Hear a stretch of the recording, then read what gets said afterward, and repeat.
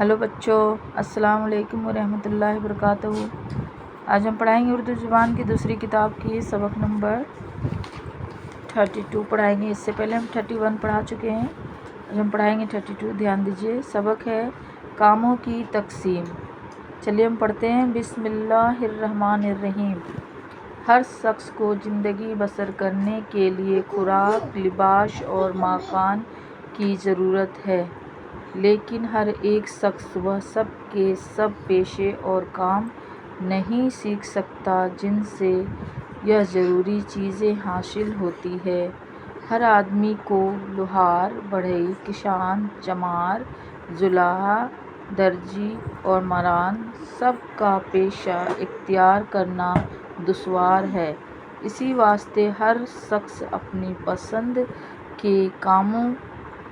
पसंद के मुआफिक एक पेशे इख्तियार करता है। कोई शख्स लोहार का काम करता है, लोहे के औजार, हथियार, बर्तन बनाता है। कोई वकील है जो कानून के मुआफिक हाकिम से इंसाफ चाहता है।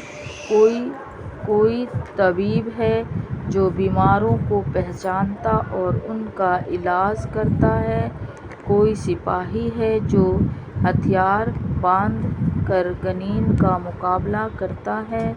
जब कोई आदमी एक ही किस्म का काम या पेशा करता रहता है तो रफ्ता रफ्ता वह बड़ा हुनरमंद और उस्ताद बन सकता है।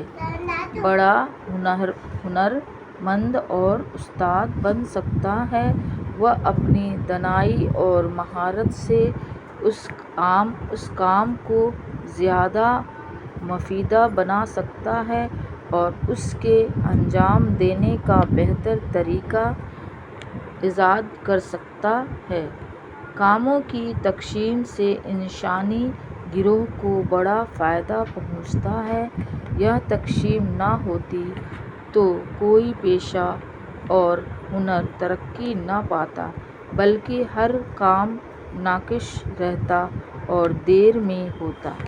बच्चों, हम ये मायने पढ़ेंगे। इस सबक नंबर 32 कामों की तकसीम सबक का इसके हम मायने पढ़ेंगे। खुराक, ग़ज़ा, तरक्की, ज़्यादती, बढ़ोतरी, गनीम, दुश्मन, मामार, राज, इख्तियार, पसंद, कबूल, तबीब, हाकिम, लिबास, पोशाक, कपड़े, नाकिश, ऐबदार, महारत, उस्तादी, इजाद, ऐसा काम जो पहले से ना हो।